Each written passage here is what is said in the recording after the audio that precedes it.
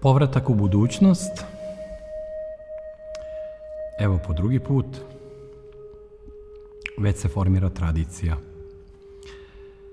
Grad od 15 minuta. Jedna nova forma koja ima fantastičnu glazuru, ali potpuno drugačiju suštinu. Ispod te sjajne forme, idilične, bajkolike, iza te ideje 15-minutnog grada, koncepta urbanog planiranja, se krije nešto sasvim drugo. O čemu je reč? 15-minutni grad je ideja koja treba da nam omogući sve dnevne i radne potrebe, naš posao, kupovinu, brigu o zdravlju i maksimalno funkcionalno korištenje slobodnog vremena u 15 minuta šetnje ili vožnje biciklom. Znači život u kome se ne izlazi iz kruga osnovnih životnih potreba u neposrednoj blizini. Teorijski je to vezano za manje korištenje automobila, promociju zdravog, samostalnog i kvalitetnijeg života. Ova promjena načina postojanja, postoji nekoliko knjiga koje govore o smrti modernog grada i njegovom vaskrsenju, pa se obično upravo taj koncept 15 minuta prihvata kao neki novi model koji postaje moguć zbog jačanja savremene tehnologije, informativne tehnologije, zbog postojanja interneta i sve uticajnijih društvenih mreža, gde vi možete da ne budete usamljeni, da budete sa onima sa kojima fizički niste, a opet jeste, ne pomerajući se iz one osnovne tačke gde spavate, živite, odakle odlazite i brzo se vraćate, ne izlazeći iz tog kruga. To nas vraća u nekadašnja vremena gde su ljudi živeli u zadrugama, u čvrstoj zajednici, gde svi poznaju jedni druge i međusobno sarađuju, neku vrstu proširene porodice. Tako da čuveni manifest, potpisan u Barceloni aprila 2020. predviđa velike promene u gradovima tokom trajanja COVID-a sa, pod jedan, potpuno drugačijom organizacijom pokretljivosti, mobilnosti ljudi. Pod dva, vraćanjem gradova prirodi, kako piše u manifestu.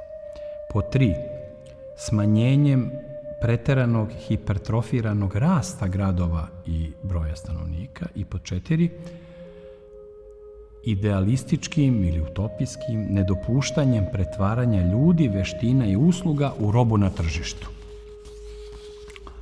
Super to zvuči, ali nažalost to je već i kraj ove šećerne priče, ušećerene priče. Pojavljuje se druga strana medalje i senka svih ovih na rečima tako lepih i korisnih promjena u načinu gradskog života. Pojavljuje se i Davos format te 15-minutne gradske organizacije života. Mladi lideri sutrašnjice, radovanje što nikada neće biti napuštanja naše mikrozone, poput improvizovanog policijskog časa i neke vrste velikog brata sa sve orvelovskim mračnim dodacima. Pazite, u toj ideji ne sme se ni u drugi kvart. Hipertrofija u rangu okupacije. Ideja je da u budućnosti se ljudi udaljuju od mesta gde žive ne više od 15 minuta, ne duže od 15 minuta, ne dalje od 15 minuta. Zabranjeno napuštanje zone koja je van one svakodnevne i dozvoljene. Odjednom priča se prevreće i dobijamo drugi par rukava.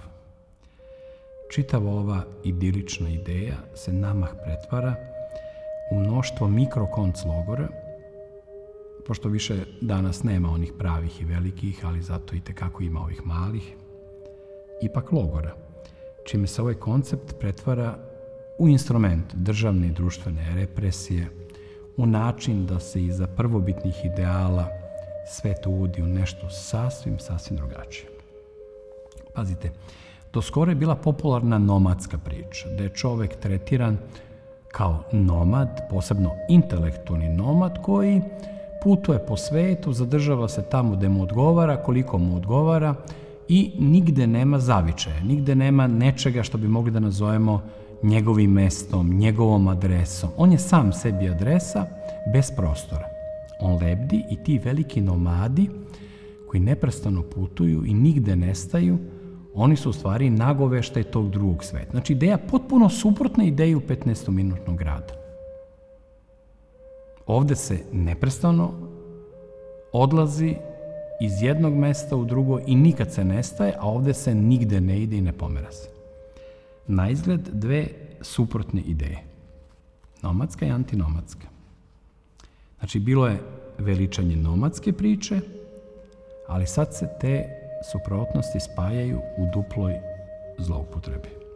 Naime, nomadska priča je očigledno za gornju kastu. Uspešnih, priznatih i bogatih. A oni obični će biti u 15-minutnim gradovima. Nepomični i zavezani u tim čudnim kasarnama. Sa prostornim zidovima vezanim za to dokle se može doći za tih 15 minuta. COVID je tu odigrao svoju kontekstualnu ulogu jer je dao okvir čitavoj ideji klopke za ovako zatvorene stanare. Naravno, tu postoji uvek i slatka obloga, propagandna, ona čašica meda koja ide uz kriglu žuči, kao u filmu Zeleno sunce, mom omiljenom filmu iz gimnazijskih dana, Richarda Fleischera iz 1973. godine, Zeleno sunce.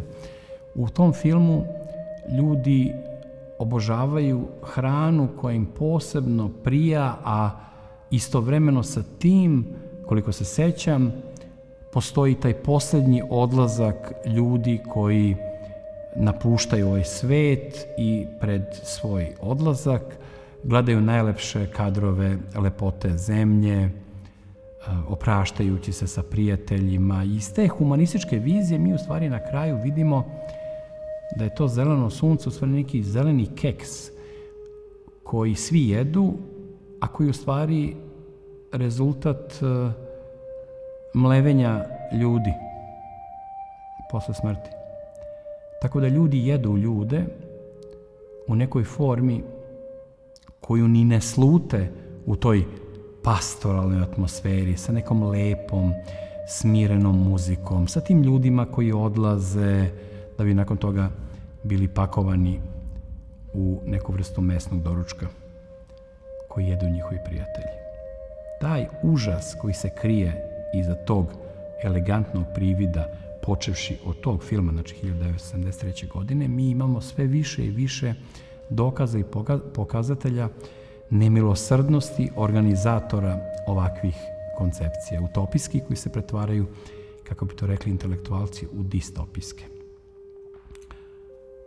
A da ne smeš da napustiš mesto gde radiš, to je konceptualna ideja da se tobože ne bi trošila fosilna goriva i da bi večno bio zakovan za svoje mesto u radnoj gali gde je tvoje da veslaš i ćutiš i ne mrdaš se s mesta sve dok ti neko ne objavi kraj.